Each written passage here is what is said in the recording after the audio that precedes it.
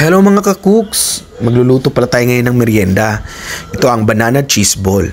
Ito na ngayon yung bagong paborito ng anak kong merienda niya.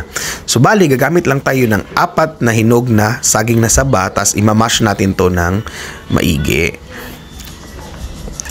Dagdagin na rin natin yan ng 1 1/2 all-purpose flour. Tapos masahin natin yan mga ka-cooks.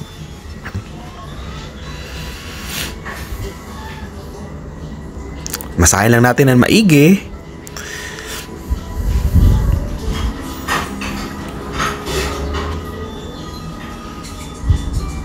Tapos pag makuha na natin yung ganyang itsura, maglagay tayo ng oil sa ating kamay para hindi dumikit yung ating mixture. So, i-form natin yan ng bilog, tapos lalagyan natin yan ng cheese, no? Maganda mga ka-cook yung quick melt na cheese, no? Para mas masarap. Tapos i-dip na natin yan sa ating breadcrumbs. Yan lang mga cooks, basic na basic lang. So, ulitin lang natin yung procedure ng paggawa ng bilog, tapos hanggang sa maubos ito.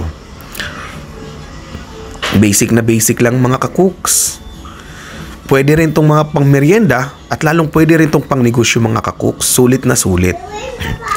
Pag okay na lahat, pipituhin na natin yan sa mainit na mantika. Yan mga cooks, ang dali lang talaga nito, promise. Masarap pa, masustansya pa sa mga anak natin. Pwede pang merienda at saka pang negosyo. Tingnan nyo naman yan. Yummy!